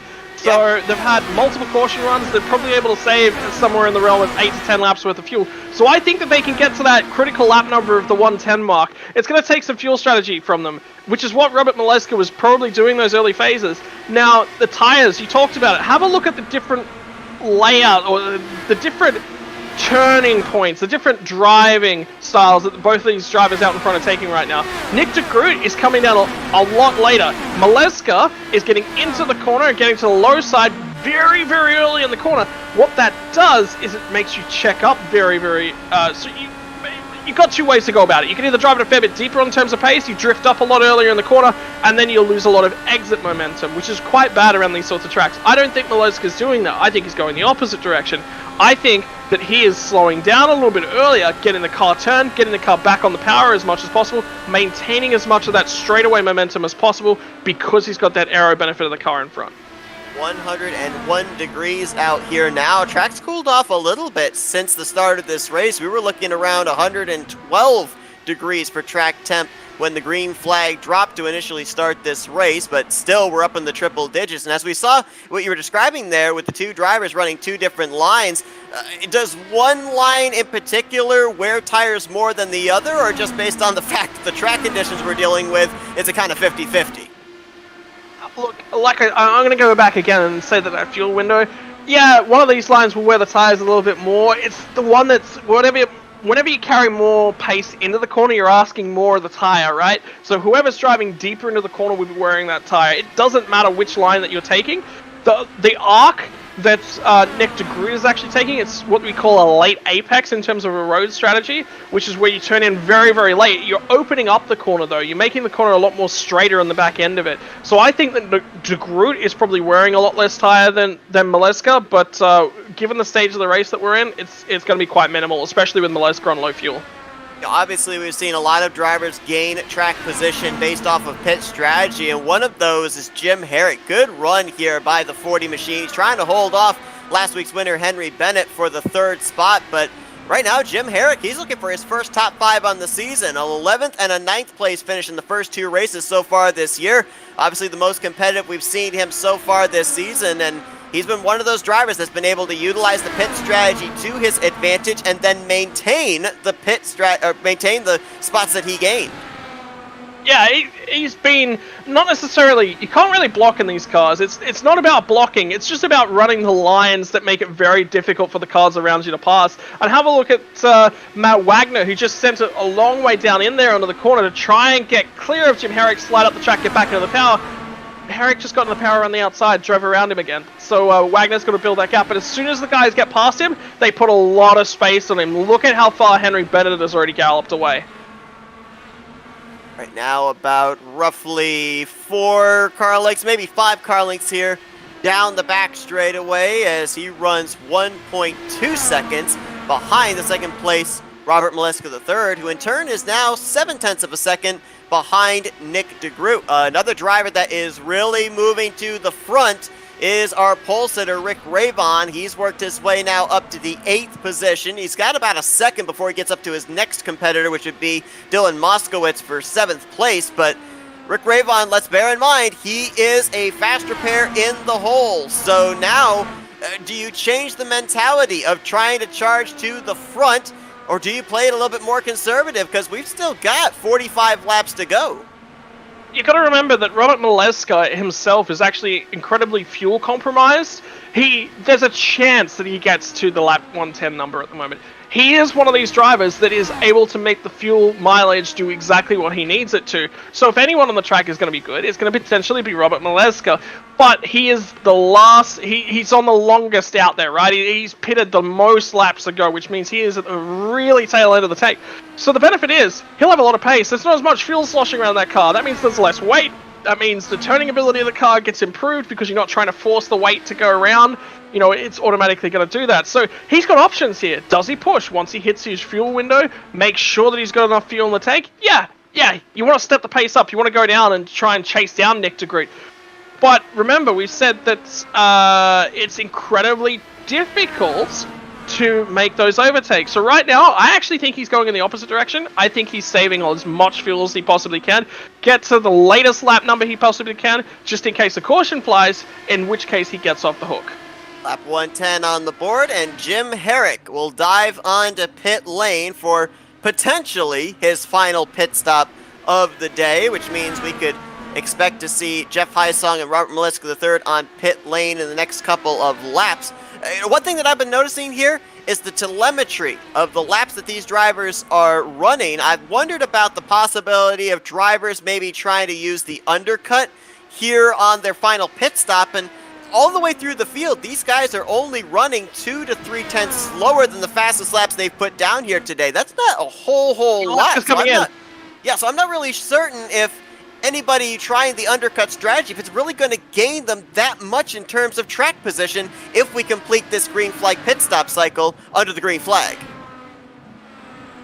So this is going to play Robert Maleska. He's got a lot to do, but I don't think he has much of an opportunity, to really play himself in. This has to go perfectly. If there is a caution right now, Maleska's race is done. Put an X through it. He's going to be at the tail end of the field. He may get a wave around, but he'll be right at the back of the pack. That's a lot of overtakes that he'll need to make. He has no option. This is the way his strategy's played out, so he is run it as perfectly as he possibly can. Now it's up to everybody else. When do they start to come down pit lane?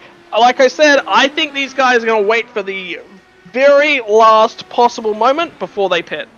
Yeah, let's not forget that back in the early portions of this race, we saw Rick Ravon and Henry Bennett. Actually, that was Matt Wagner. They dove onto pit road, lost a lap, and then the caution came out. Now, Wagner was able to take the wave around. Rick Ravon was the lucky dog driver, so they were able to get back in the lead lap. But, Wagner's been able to keep his nose clean, but we saw Rick Ravon pretty much get himself mired back in traffic for a majority of the runs after that, just because of that untimely caution, putting him way off pit sequence and putting him towards the rear of the field, even caught him up in one of our cautions. So that's something that guys like Maleska III and Jim Herrick do not want to have happen as well if an untimely yellow comes out here in the next few laps. Yeah, and something else that I've immediately noticed about Robert Maleska is now that he's out of that fuel window, now that he doesn't have to save, he's pushing. He's overtaking a lot of cars. He's come out right in the middle of the pack, about that 10th spot on track margin. So there's right now a fair few drivers out there that are saving fuel, trying to go as long as they possibly can and then get that overcut. What they'll do is once the cars around them start to come down to pit road, they'll push as hard as they possibly can for as long as they possibly can. Why? Track space has just opened up. Instead of having to make those overtakes, which we said are incredibly difficult, now they no longer have to make the overtakes. They can just push. The overtakes will happen because they run faster than their opponents, whilst their opponents aren't in the way to force them to make that overtake. So right now, I think there's probably 3 or 4 cars that are doing that within the mid pack. Bronson Stafford's one of the ones I'm looking at. Mike Telly is an option for it as well. Telly is actually, I think, just on pit road. And so too is Matt Wagner in the 11. Oh, sorry. Was Jim Herrick, no? Yes, the 11 car. Matt Wagner, who comes down from outside of the top 5. And here comes DeGroot, actually, onto pit lane as well. Expect to see him, as well as Henry Bennett, Charles T. These are going to be drivers we'll see on pit lane in the next 2 or 3 laps. The guy right now, that should he choose to go as far as possible on what he's got in the tank, that'd be the 2 car, Rick Ravon. He was last on pit road back on lap 91, so he could be able to go roughly about another 20, maybe 22 laps max on what he's got. He can't obviously make it to the end of this race, but if there's somebody that wants to trap a bunch of the field a lap down, look at that 2 car to maybe be the one to play that strategy. Yeah, I definitely feel like Rick Ravon is going to go as long as he possibly can. The other benefit is he only needs to take a splash. He may not even necessarily take tires at this next stop. That's the benefit. And here comes Henry Bennett now, so obviously he can only run a couple extra laps longer. I was expecting him to push as hard as he possibly can the instant the guys around him came to pit load. That's exactly what happens, and now it's all in Rick Ravon's hands. How long can he go? The next driver to have pitted late is Gail Brooks, and then we've got Corley, Tellier, and Peterson. Gail Brooks, according to what I've got here, would have been the last driver on pit lane since we ended up going back green. Currently only 28 laps into his stint. We saw Bennett on pit road with Charles T. Dylan Moskowitz also ducked onto pit road. And if we're looking potentially, Scott, at the battle for the win when all this cycles around, Maleska III has bypassed Nick DeGroot. He's only a little less than 0.3 of a second ahead of him, though. Yeah, this is going to be an on-track fight for the win. I think we're actually in a window right now where there's potential for everything to sort of just play itself out on track. The driver, like I said, everything's cleaned up. All of a sudden, Maleska's under threat, though. Here it comes. And it's going to be DeGroot trying to pin Maleska behind the 51 of Jim Brooks. Not quite able to get the power down there out of turn 4. Has to tuck back in line. Brooks right now is the race leader ahead of these two, so if they're able to get around the 51, they have raced their way back onto the lead lap without having to have the 51 come to pit road and get their lap back that way. Yeah, there's an interesting option here as well. Matt Wagner has run into issues off of turn number 2. Other drivers involved as well. Jeff Hysong has been collected up, and I believe that's Mike Tellier in the 97. No. Well, if Tellier can get this fired up and going again, he's good, right? He's still going to be in the top 5. Potential. Oh my word! What is happening? We've got to do some unraveling. That's Gary Corley there. No front nose, no rear wing. What in the world happened here off of turn number 2 and onto the back straightaway? 3-4 drivers collected up in this one, 2 of which were running up inside of the top 5 as they were, and it starts with the 11 of Matt Wagner, who had just taken on tires. He's actually going to make some contact with, I believe, Henry Bennett. Yeah, that is. You're right. The 007. 3 wide situation with Bronson Stafford to his outside. Oh man, that is. He nearly saved it too. Matt Wagner's done about as best a possible job. Everything else that happens after that, he's trying to save the car. You've got to remember that. Matt Wagner is trying to keep his race alive. He's not trying to hit any of these guys. He's just in a bad spot. There's nothing the guy can do. A car that he clipped, I believe, was the 7 of Gary Corley, who then gets sent up into the air by Mike Tellier, and then Jeff Hysong also enters into the vicinity. A lot of air caught by that 7 machine. Have a look at Jeff Corley on the crawl back to pit lane. He is full right hand locked down. He's turning the wheel as hard as he can to the right. That is how bad his car wants to turn to the left. That is the pure definition of a crab. Right there. That is walking sideways. Yeah, big time suspension problems for him. As I believe he was able to take on a faster pair, but my goodness, let's go back and see. Actually, Gary Corley, I don't know if you just saw it there, but when he was coming to pit road, he bended into the pit lane entry wall. So the reason that happens to the guys at home, with the full lock in, if you actually go into the cockpit cam, he can't see anything. He's looking at his steering wheel right now. That's what he's seeing. So he can't. He's trying to look for everything that he possibly can around him. He's got little to no visibility. So there's not a huge deal that guy can do. He's doing already everything that he possibly can to get that car back to pit lane. That is just what happens. You know, when you can't see anything out of the car, and the reason why drivers in real life park these things when they're that damaged, they don't have the option of a fast repair, and it is dangerous to drive them back to pit lane in that sort of condition. Gary Corley's position, he wants to get the car back to pit lane so he can grab that fast repair, come back out. If he tows, he loses a lot of time sitting still, and he doesn't get that option. It is shorter time period to drive that car back to pit lane. You know, you talked about Mike Tellier and the need for him to get back to pit road because it would keep him on the lead lap. Well, that actually was the case. He's maintained his track position. Yes, he did take on a faster pair, but he's going to be restarting up there in the 4th position behind race leader now Jim Brooks. Bronson Stafford lines up in 2nd, Gale Brooks in 3rd, Tellier, who we just mentioned, in 4th, and Robert Maliska III is now up in the 5th position. A number of drivers from 6th place on back had to take the wave around since Maliska got the lucky dog. So DeGroot, Henry Bennett, Rick Rabon, Jim Herrick, Charles Teed, all of these drivers are back on the lead lap, but they were not allowed to pit under this caution period. Maliska, that is exactly where I was about to go as well. Robert Maliska gets the lucky dog because he was in front of Nick DeGroot at that time, can pit, so he's got fresh tires on. Here we go. This restart is going to be big. You've got a group of cars. They're going to be behind Robert Maliska III. They're going to be trying to get themselves back up there in contention. Jim Brooks leads this race. Bronson Stafford is 2nd. Gale Brooks and Mike Tellier are your top 4. And these are the guys that are ahead of the lap traffic. Jim Brooks has had a good start to his season. He had that top 3 finish back in the season opener at Michigan, and then followed up with a top 10 run last week at Road America, looking for his first win on the season. I believe first win of his Dark Horse Racing Series career as well. Bronson Stafford, who has finished 2nd place, and I believe it was 3rd last week at Road America, if I remember correctly. He's trying to finish up there in the final spot in the podium that he hasn't finished all season long, and he looks back to Gale Brooks. Good run for the Brooks right now.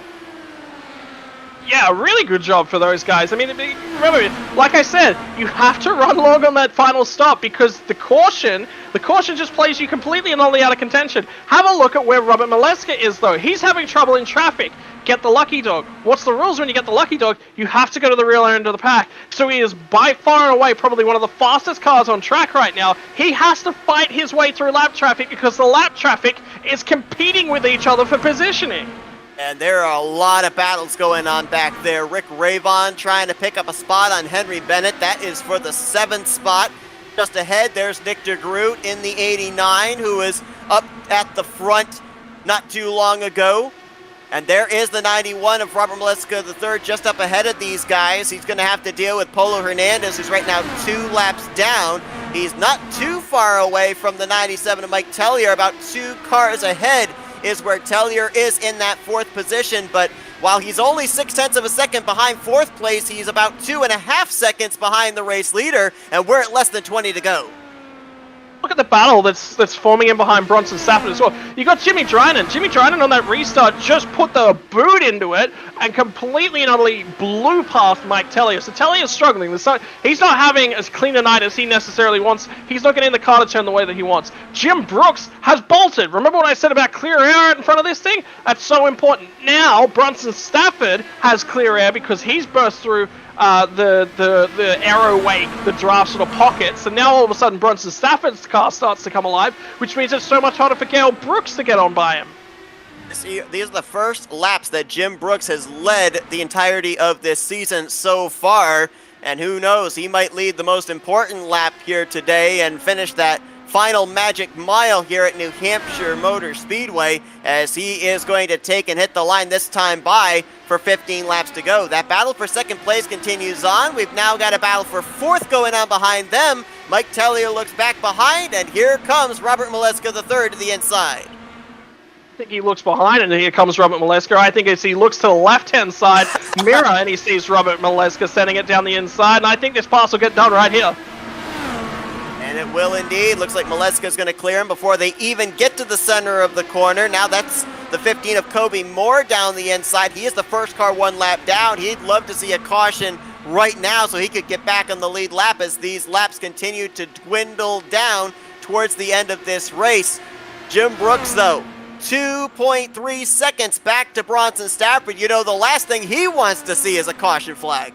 Yeah, because all of a sudden, all that work that he's done, it brings Robert Maleska so much closer, so much further back up into play. So he wants to see this run green. He's done a great job on this restart. He's ticked every box that he needs to tick. And all of a sudden, I think Maleska's nearly on the rear bumper of Gale Brooks and Bronson Stafford here as well. And he's also going to run the tire tracks of the lap machine of Jimmy Drynan, so that's going to be really tight there from 2nd back to 4th. Looks like Drynan's going to bow out of that graciously and leave those 3 to battle for the runner-up spot. This again taking place 3 seconds behind the race leader, and we can't say that this is a gimme win to Jim Brooks, because if you look back in qualifying, he qualified his way up in the 7th position. He was actually at the top of the board at one point during the qualifying session, so he's definitely got speed in that machine, and he's showing it off here late. Well, you can't say it's a gimme win anyway, because Jim Brooks had to play the strategy card, and he's played it perfectly. This isn't the first time in terms of strategy he's been towards the front of the field. Here comes Robert Maleska, though. He's going to try to the inside of Gale Brooks for 3rd. Might try and look for Stafford. a 2 for 1. Yeah, here trying to go 4th to 2nd. Oh, but he's not able to clear either one of them here. Can't get up to that high side, so we'll see if maybe Stafford can hold him off. Not quite. Ooh, that's close. I think Maleska tried to self-clear himself off of turn 2. They almost made contact at the 91 and 61, but Maleska now moves to the runner-up spot. He's got 10 laps to work with to close down 3.3 seconds between himself and Jim Brooks. Yeah, all of a sudden, Jim Brooks is going to be looking in that rearview mirror and saying, uh-oh, Matt Wagner's still out there crawling around without a rear wing. I was about to say, is Matt Wagner driven his way through the field? No, he's going backwards. Wagner's going to pull off to the side here. Yeah, Matt Wagner, actually, surprisingly enough, did not take on a faster pair. I'm not certain that... He may have accidentally taken one earlier in the evening. So, yeah. For those of you who don't know, the fast repair, within your pit stop window, the fast repair is automatically ticked. And if you have any sort of liquid damage, whether that be floor damage that you can't see, that's something that's not affecting your overall pace of the car, you come down pit road and that thing is automatically ticked, it'll take it. So I don't think he's got any choice. Unless it's a glitch on my end, it says he still has a faster pair to use. So What? I'm not really certain why he wouldn't have used it back under last caution. But there's the yellow. It's for Wagner. You gotta wonder if with no rear wing, if maybe that thing snapped on him off of turn 4. Well, actually, you know what?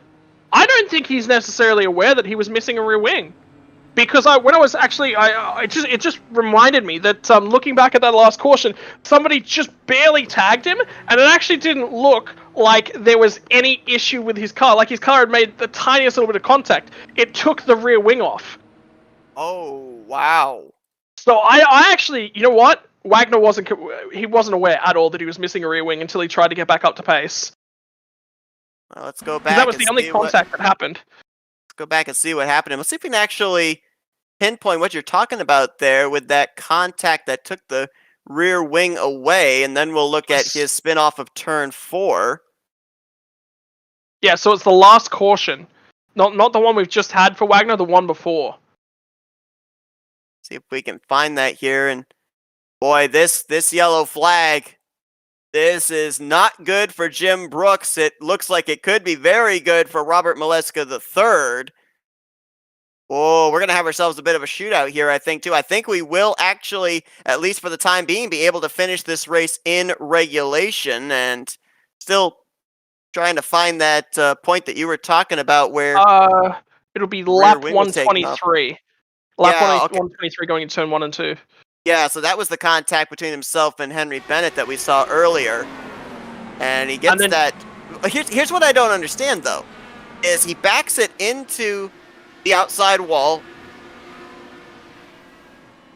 Oh, yeah, you're right. He actually doesn't back into the outside wall. I think that might have been Covey Moore that came on by, made that slight bit of contact, and took the rear wing off, because you're right, it was there when he came to a stop, so... There's no way that he... And you have a look at the contact that was made between him and Covey Moore as well. The car just jumped a little bit. You would not expect the rear wing to be missing at that stage. So Matt Wagner's just got no clue that the rear wing was missing. And then it goes back green. And then when it goes back green, the penalty for coming back down pit lane is at least a lap. It's a lap and a half, basically, potentially, to come down pit lane, just grab that fast repair, get the car fueled up again, etc. So he was hoping that there would be another caution. It didn't happen. And then after that point, he's losing more and more time. He got to a point where he either had to come down or something was going to happen, and unfortunately, something that happened first. So it's unlucky. It's really, really unlucky. I'll tell you what, I mean, what a way to start out this season. We had the fuel strategy race back in the season opener at Michigan. We had some pit strategy kind of play out at Road America, but a dominating performance by Henry Bennett. And now we're setting up for a late race restart here at New Hampshire Motor Speedway, a track that these drivers have not been to on the Dark Horse Racing Series schedule. You know the best part? Jim Brooks is leading. We're going to have... What are we? We're going to cross the line this time by to start lap 148. So we're going to have 3 laps to go. So it'll be 2 laps to go. It is not easy to overtake. Maleska seems to be the only one that's being able to make those moves. Bronson Stafford's in P3. That has championship implications. Henry Bennett is currently our championship leader. He's in P5. Maleska's burning fuel. Maleska just put the clutch in and put the foot to the floor. He's burning extra fuel off. He's got excess fuel on board that he doesn't want. And we've got the lights out. So we will go back green flag racing. It will be an in-regulation green-white checker here at New Hampshire Motor Speedway. Jim Brooks trying to pick up his first win of his Dark Horse Racing Series career. Maleska III behind him. He's looking for his 11th career win after being a 10-time winner in his championship season last year. Bronson Stafford looking for his 3rd straight top 5 finish. Gail Brooks looking for his second top 5 in 3 races. And Henry Bennett trying to go for back-to-back victories. Here we go. 2 laps to go. 2 miles to go. They stack up there from 4th place on back as Jim Brooks gets away for the time being. Here comes Maleska, though, with a big run into 1. Keep your eyes on it. There's a little bit of a conversation further back that somebody went and then somebody else didn't, and then that's what caused the check up. Contact! Maleska's gonna spin Jim Brooks in 3 and 4. Caution is gonna fly. Oh, and he gets hit hard by, I believe that's the 0-1 of Polo Hernandez. Oh. Jim Brooks, in a matter of a corner, goes from the race lead to upside down in the center of 3 and 4. Caution is going to fly for the 9th time tonight. We'll decide it. And this is going to be interesting to see what the call's going to be. We'll be looking back at numerous camera angles here, but you have to wonder who is the fault for the wreck going to be on, because this kind of reminds me of some of the other incidents we had earlier on tonight with drivers arguing over the same amount of space. It could be that old question of who came up, who came down. Did they do it at the same time? This could be an unofficial win right now for Robert Maleska III, depending on the fallout from that last incident. How do you call that one? I don't know. I'm watching it. I honestly don't know. It's tough because the same criticism that was leveled at towards me for the way that I reviewed that incident between Bronson Stafford and I forget who it was that was on the underside of him at that point. It's nearly identical to that one, except it's a lane further down. Like Jim Brooks, he's got a block, right? It's a, would you block for this win? 100% you'd block for this win. You would 100% try and, compromise your competitor. I don't think. The question I have is, was that a block? No, it's not. It's not. Yeah, usually a block is blatant. That just looked like the entry he wanted to take into the corner. So there's two things to consider here. It's not a block. Now, why doesn't he block? He's blocked far enough, and he realizes that Maleska's going to run, but at the same time, he wants to compromise Maleska's corner entry whilst ensuring that he gets the best corner entry he possibly can. That's why he's going back to the high side. He wants to run as much of a natural racing line as he can, because it means that he maintains his momentum. It means that Robert Maleska won't be able to clear him on the mid corner. Now, you move into the mid corner.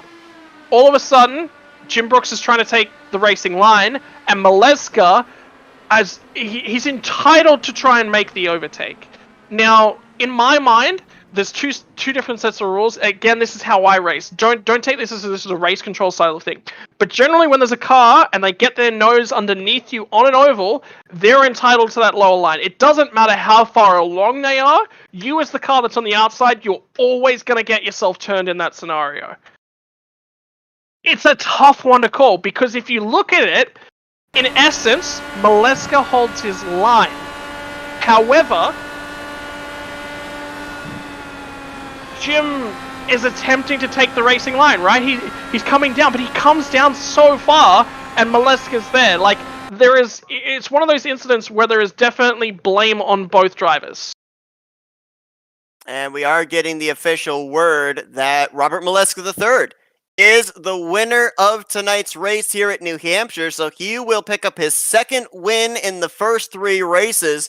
We're going to keep taking a couple of camera angles here at that last incident between the then race leader Jim Brooks and then second place Robert Maleska III.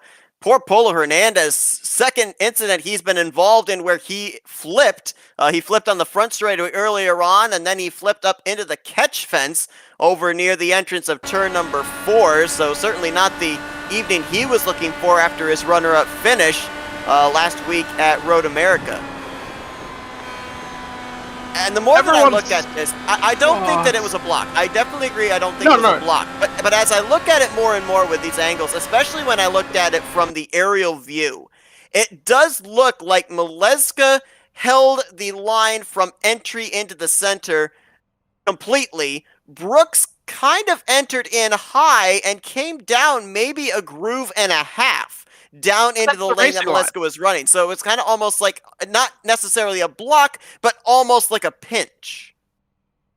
Which is fine. Like, all that's fine. And the issue, so what you have to deal with in terms of these ones is, would the cars have made contact? Yeah, they definitely have made contact there. What would the end result of that be? They're so close together, they're going to make contact no matter what happens. I'm trying to get myself a really good angle to show exactly where they are. Well, results are official as we look at our lmcgear.com race results.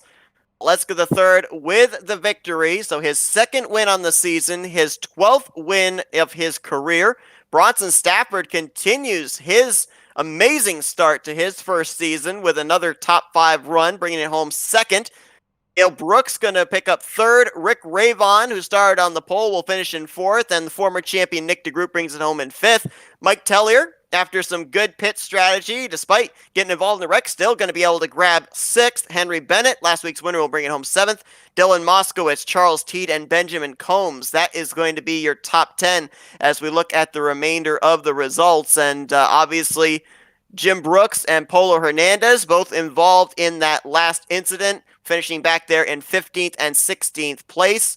Matt Wagner, who brought out that last caution, he actually finished this race in the garage area in 18th. So we talked about last week, a lot of drivers after Road America gaining numerous spots in the point standings. The fallout from this race, I think, heading into Chicagoland, is going to be talking about the number of positions lost by a lot of our top contenders. Potentially, Robert Maleska, though, back to victory lane. He's going to pick himself up a whole swag of points. So whether or not all of a sudden he puts himself to the top of the standings, like, that's an interesting thing to consider. He's back to his winning ways. Like, it's so difficult. It is so difficult.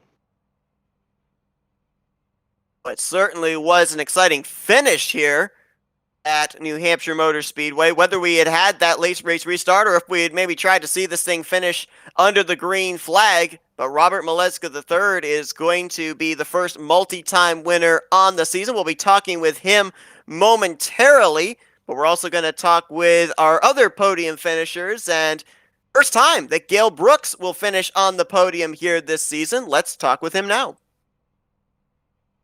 Hey Gail, it's Scott and Seth up here in the FRM booth. You got us? Hey guys, how's it going? Going good. Well, man, first off, congratulations on your first podium finish of the season. Looked like the pit strategy really worked out in your favor. You were able to maintain it there and bring it home third place, but we talked about the fact a lot of unknowns coming into tonight's race in New Hampshire. First time that you guys took the Indy cars in this series to this mile racetrack. What was your overall opinion of it, and just how difficult was it to adapt? I would say tempers are definitely a little bit flared during and post race. I'll say I think definitely one of the more ramped up races, if you will. Just the difficulty of passing, just hoping, like you said, their fuel strategy. If you had the pit strategy right, that was a huge one for me to be in that position. I tried all night long to do something different, and at one point I thought I was in the catbird seat, and then I got caught up in a bit of an incident, so that kind of threw me back again. And then that long run where most of everybody had a pit, and then I was able to stay out those couple extra laps, and that finally got me in that position for the track position where I had decent pace. I didn't have the rotation ability of Robert and Henry and those guys, but this was a very difficult one. I'd say really on the mental side, just because you really had to be full aggression, and it was really hard to give an inch that one. Talk about the difficulty of overtaking in this race. Like, exactly like you said, you had to be full send, and you had to get down to it early, and you had to try and clear the car in the mid corner and then get back to the throttle. And then the guys that were running the higher line, they had the momentum, they were coming back at you. It was a difficult race in terms of car preservation, where to be, how to build the run the whole night long. You were managing gaps like it was going out of crazy. And that battle that you had with Bronson Stafford towards the tail end of the race, that was phenomenal as well. Oh yeah, no, Bronson, I say that's like, I think 2 races now in the past 3 that Bronson and I have been in a really good fight, and just hats off to him, because we put on a really good fight. I did everything I could. But he's raced me clean since I've raced with him. It's only been a couple, but every time I've been around him, he races clean. He's really, really nice guy too, and everything. So it was one of those things you want to race as hard as you can, but if I knew I didn't have the spot, I had to roll out of it a little bit to try to make sure that we both made it through the exit of the turn. And then just unfortunately, I say this, when you do that though, it costs you so much momentum. And then just you kind of have to regroup and do it again. But he was doing everything he had to. I tried to roll the outside on him a couple times, but he was putting that car in the perfect spot. I just couldn't do anything with him. So it was a lot of fun. Like I said, it was definitely frustrating at times. I'm sure I definitely was agitated at various people at various times, but I'll say one of those things, I'm sure, give us all an hour or two to kind of cool off, debrief, and I'm sure everybody will be kind of back to their normal afterwards. Now, you talked about how tough it was to pass here. Now, obviously, as we got closer towards the end of the race, closer to that window where you guys could make your final pit stop and be good to the finish, we didn't see very many drivers come down pit road in the cautions we had. But in the first 2 or 3 cautions, we would see about half the field come down pit road, the other half stay out, and then it would flip the following caution. What was the strategy called there? Was it basically trying to just make sure that you had the fuel to get to the target lap? Was there something to be gained with getting fresh tires? Because obviously you're losing out on track position and putting yourself back in trouble. Yeah, I don't think tires were enough of an issue, just with the difficulty of passing. So my initial thought was, I thought this one was going to be, I mean, obviously there's a decent number of yellows, but I actually thought it was going to be a lot rougher than it was. And so I was like, all right, I'm going to start in the back. I'm just going to kind of let the chaos go and go from there. And it never really happened. We got those like couple single car incidents, things like that. So it didn't really knock too many people out. And then, so basically then at that point, every time I'd be towards the back of the field. So I'd say, okay, I'm going to top off on the one to go, and I'm just going to run this thing as far as I possibly can. I'm going to run long gears and just try to go the furthest I can. And so I was probably I would say about a lap or two away from being the leader. As I know my dad was about to pit when that yellow came out, during that pit stop cycle. So that was kind of my goal, was, all right, I'm gonna go as long as I can. That yellow came out, so I was like, okay, I'm third. I'm all right. This will still work out pretty well. Knowing I have the track position, all the wave arounds and all that, I felt pretty good about that. But my game plan was going to be to run it as absolutely long as I could. The part I was toying with was fuel only, or maybe put some tires on it just to help the grip, because I needed maybe about 5 gallons of fuel, I think, if we had stayed green all the way to the end. Well, Gail, I mean, no denying a great start to your season. Second top 5 on the season in 3 races. Your third straight top 10 as well. You came into this race 6th in the point stands, and you get your first podium finish of the season here at New Hampshire as well. So certainly got a lot of good momentum going into Chicagoland. We look forward to seeing you continue that when we get to the Windy City next week. But we're now going to give the opportunity for some thank you sponsors and shout-outs. I really got to thank the guys that were with me tonight in the Discord. I say Matt Wagner, one of those, not the night he was looking for, obviously, but always a really good asset to have strategy-wise and kind of track tips and help you go faster week in, week out. And then Gary Corlane, of course, I would say I'm happy about the third, but I'm gutted for my dad. He was in the perfect spot there.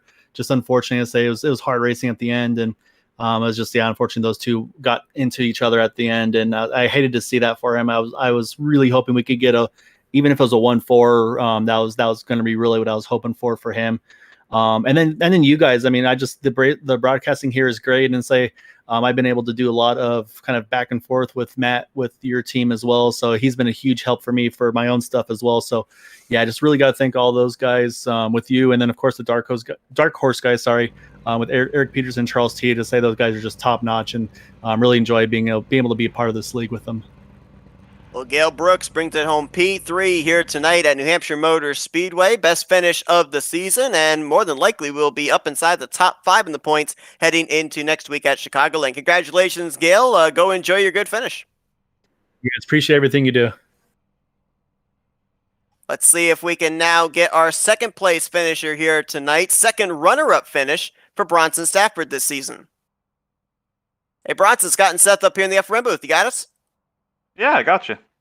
Man, first full-time season here for the Dark Horse Racing Series, and 3 straight top 5s to start out the year.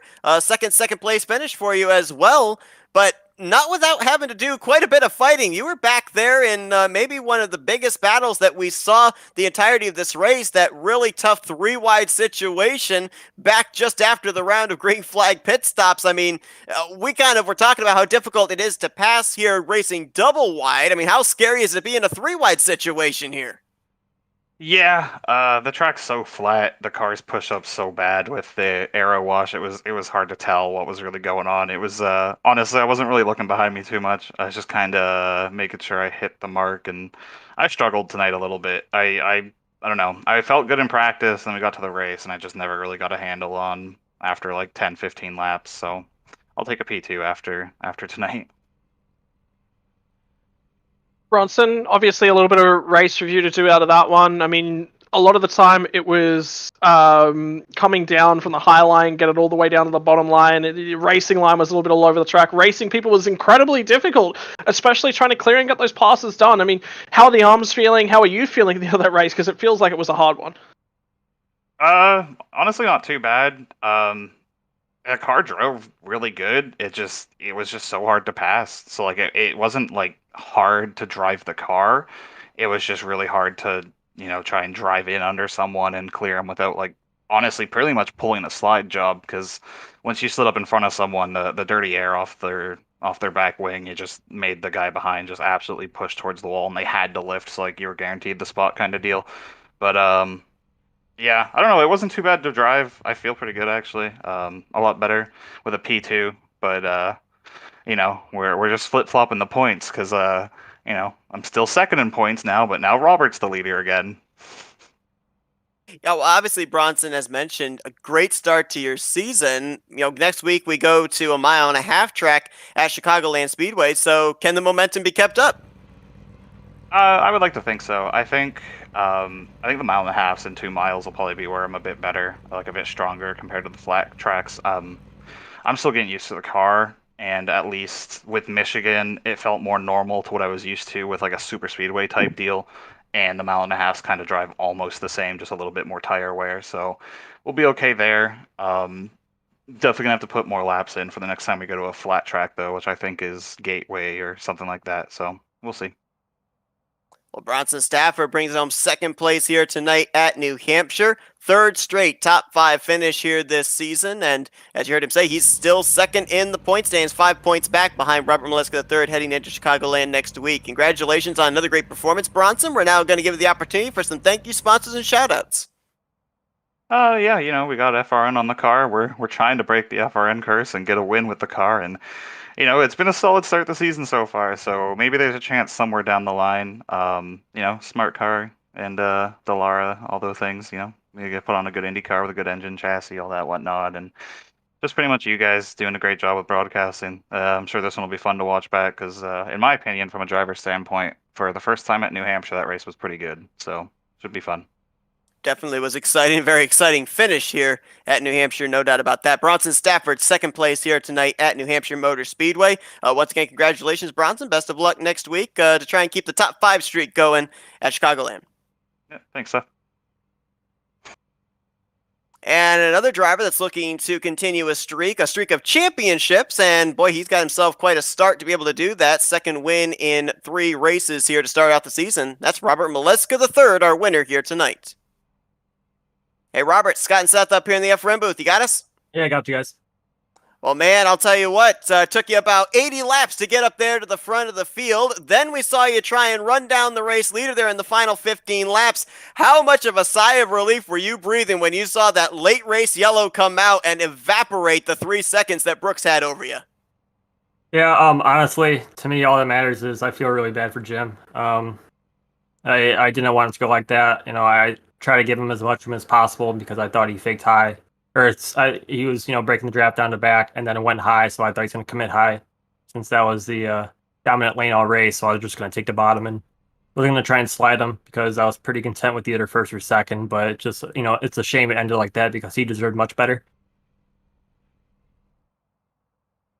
Yeah, look, I mean, it's difficult on that last restart. I mean, talk to us through your mindset coming to the green. There's 2 laps to go. It's difficult to make a pass here, but you've been doing it successfully all night. What's the goal on that final green?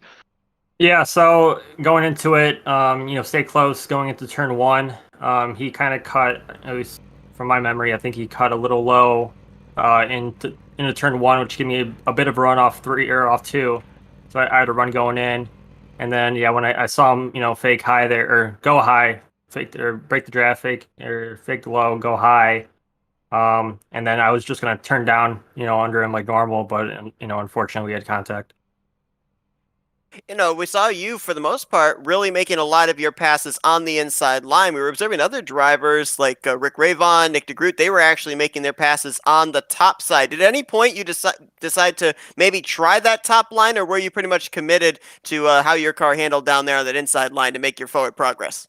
Yeah, I was pretty committed on the bottom. I could wrap the bottom pretty well, and not really slide up until corner exit. The top was dominant the whole race, but with everyone running up there, I felt like it was better to at least work the bottom than trying to get by people. Now, obviously, as we talked about the fact this is the first time that New Hampshire appeared on the schedule, and we talked about how last year, 10 victories, you won the championship, but coming in here tonight at a track that pretty much nobody has run here under the Dark Horse banner, did you feel like it was like a level playing field, and so you had something to prove here tonight, trying to defend that championship? Yeah, kind of. Historically, I'm not the biggest fan of flat tracks. They're usually one groove, like Milwaukee, but luckily, I got some good luck there with the cautions and the strategy and not having a caution when I was when we were doing green flag pit stops. So that worked to my favor a ton. Well, Robert, a great start to your season here as you look to be a back-to-back champion in the Dark Horse Racing Series. Second win in 3 races, and you jump back to the top of the point stands as well, heading into Chicagoland. So congratulations on that. We're now going to turn the microphone over to you, let you do some victory, thank you, sponsors, and shout-outs. Yeah, thanks to Jeff and Dylan being great teammates all season long, and Troy Lead Designs for sponsoring the series. It's great to have them on board. Robert Maleska III, he celebrates in Victory Lane here tonight at New Hampshire Motor Speedway. Becomes the first multi-time winner here in Season 4 of the Dark Horse Racing Series. Congratulations, Robert. We look forward to seeing if he can make it 3 for 4 next week in the Windy City. Yep, thanks, guys. Have a good one. Well, we talked about it pretty much the entirety of this race. First time that New Hampshire appears on the schedule here for the Dark Horse Racing Series. I'll tell you what, we did have 9 cautions during the course of this race, but whether this thing finished with that long green flag run to the end or we ended up having that late race restart, I think New Hampshire definitely delivered in terms of exciting racing and an exciting finish. Yeah, it comes down to what the drivers think at the end of the day, doesn't it? And like a lot of them said, there was a second groove there, kind of, but you had to send it, you had to force it, which made the drivers think about how they were building their pass. It wasn't easy, it was definitely an interesting race. I was expecting a lot more cautions, a lot more cars to just get caught up, and it didn't happen, which is all power to the drivers. They created good racing for by and large, the majority of the race. And I want to say a big shout out to guys like Polo Hernandez, Jimmy Dryden, who were there at the tail end of that second to last green flag run. They recognized that there were multiple drivers who were fighting each other for lead lap positions, and they got out of the way. They didn't force it. They recognize their race scenario. Sometimes it's very, very difficult to do that, especially if you're racing for positions, but they recognize that they weren't on the lead lap, they were fighting for the minors, and they wanted to let the lead lap battle happen. And ultimately, all around, a really good job by just about every driver in the field tonight. Some unlucky, but, that's racing at the end of the day.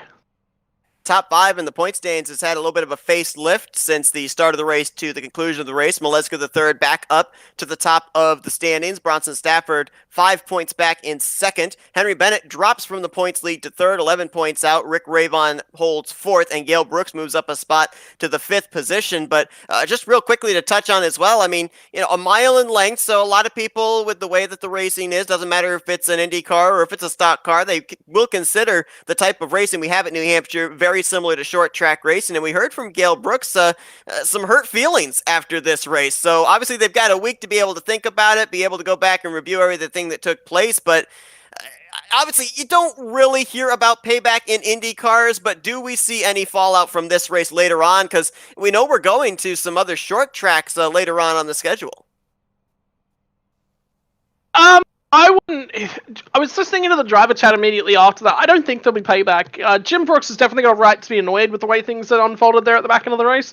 But, he's a part of that, and he's also got to recognize that he come down a long way in the corner as well, which also made the accident happen. Yeah, Maleska sent it down there on the inside, but Jim didn't have to come all the way down as far as he did. He could have run a little bit of a higher line. His momentum would have been a little bit different, but, at the end of the day, you've got to make sure there's enough of a gap between you so that you can both continue on your race. So he's definitely got to make sure that he takes his part out of that, and he's aware of what happened and how he can improve as a driver.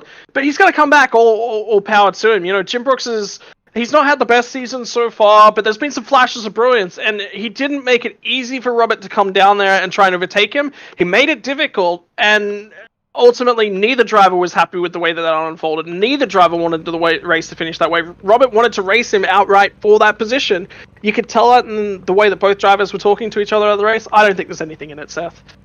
Well, there were a lot of storylines coming into this debut race for New Hampshire on the schedule, and a lot of storylines leaving it, heading to Chicagoland next week. But the man of the night is Robert Maleska III, the defending champ, goes to victory lane for the second time this season in Season 4 of the Dark Horse Racing Series. We're going to be heading to Chicagoland next week. Scott and I will be here on hand at FRN to call that race. The green flag will be flying at 8 p.m. Eastern Standard Time. Hope you guys join us for that. But crazy one here tonight at the slippery track of New Hampshire. Scott, appreciate you joining me in the booth for this one. Oh man, look, once again, it's another one of those races that I've thoroughly enjoyed. I'm enjoying my time here in the booth, and I'll continue to do so.